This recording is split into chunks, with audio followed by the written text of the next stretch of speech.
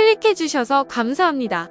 구독과 좋아요를 누르시면 행운이 찾아오실 거예요. 한 식당에 미국 배우 스칼렛 요한슨이 나타나 전 세계가 난리입니다. 스칼렛 요한슨은 2017년 영화 공각기동대 고스트 인 더 쉘 영화 내한 행사로 한국을 처음 방문했는데요. 이때 스칼렛 요한슨은 늘 오고 싶었던 한국이었다. 한국을 방문하게 돼 매우 기쁘고 기대가 많다고 말문을 열기도 했었는데요. 실제로 신이 내린 헐리우드 섹시 배우 스칼렛 요한슨은 바쁜 촬영 시간에도 미국에서 한국 음식점을 찾을 정도로 한식에 대한 사랑이 남다른데요. 특히 스칼렛 요한슨은 한국의 반찬을 정말 좋아한다고 하죠. 과거 인터뷰에서도 어쩌면 내가 한국 사람보다 김치를 더 좋아할지도 모른다고 고백하기도 했습니다. 식당에서 찍은 폴라로이드 사진엔 저는 김치 주세요라고 직접 손글씨를 남겨두었을 정도로 한식을 사랑하는 것으로 알려져 있죠. 스칼렛 요한슨뿐만 아닌 한식을 좋아하는 해외 스타는 셀 수 없을 정도로 많습니다. 다양한 이유로 한국의 매력에 빠져 한국인보다 한국을 더 좋아하는 것 같은 해외 스타들은 다양한 이유로 한국을 방문하는데요. 미국뿐만 아닌 영국, 일본, 중국 많은 스타들이 있습니다. 최근 유명 미국 배우가 한 식당에 방문해 한식을 먹었는데 한국인들의 남다른 식사 문화에 문화 충격을 받았다고 하여 모두를 놀라게 했다고 하죠. 그렇다면 미국 여배우가 문화 충격을 받은 한국의 독특한 음식 문화는 무엇이었을까요?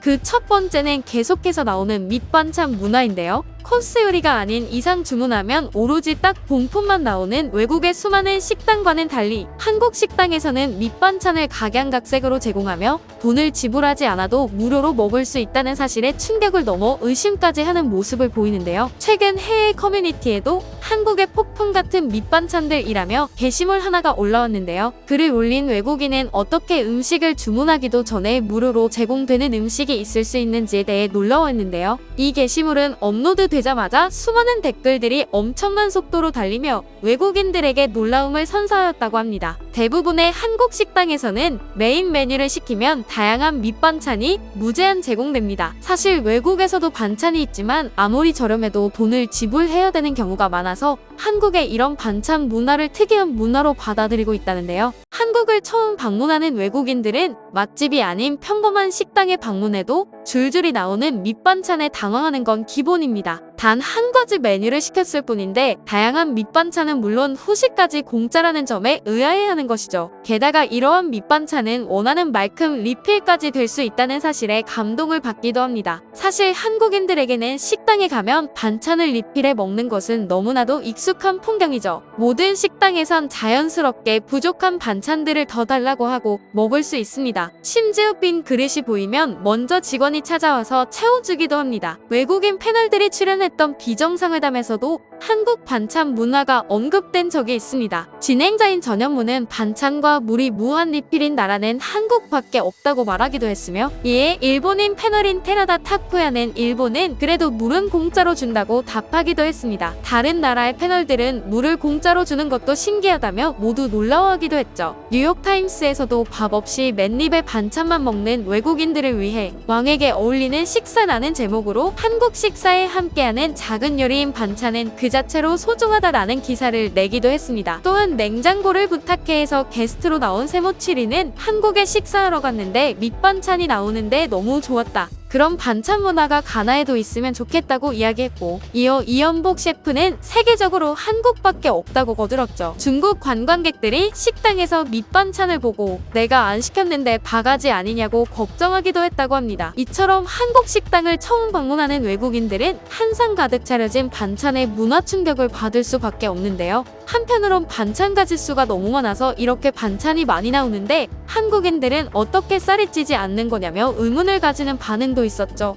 그렇다면 이런 다양한 반찬은 우리가 언제부터 먹기 시작하게 된 것일까요? 지금으로부터 127년 전 조선에 머물렀던 미해군 주의 조지 클레이턴 포크는 1884년 11월 11일 전주를 방문했을 때 주막에서 받았던 밥상에 큰 감동을 받았다고 합니다. 그는 자신이 한국에서 대접받았던 저녁 밥상에 너무 놀라서 인증샷을 남기기 위해 그림으로 남겨두었는데요. 둥근 반상과 작은 술상으로 구분된 그림에는 놀랍게도 17가지 음식에 일일이 번호를 달고 그 위치와 이름을 손글씨로 적어둔 모습을 발견할 수 있었습니다. 대표적으로는 콩밥, 소고기 묵국, 구운 닭, 돼지고기, 김치 등 많은 반찬을 보니 놀랍게도 옛날부터 우리나라 사람들은 밥과 밥찬에 늘 진심이었던 것 같습니다. 옛날이나 지금이나 먹는 문제는 우리 생활에서 가장 중요한 일 중에 하나죠. 농사짓기를 시작하면서 우리 조상들은 처음에는 잡곡을 주로 먹다가 논농사가 보급되면서 차차 쌀밥을 즐겨 먹게 되었는데요.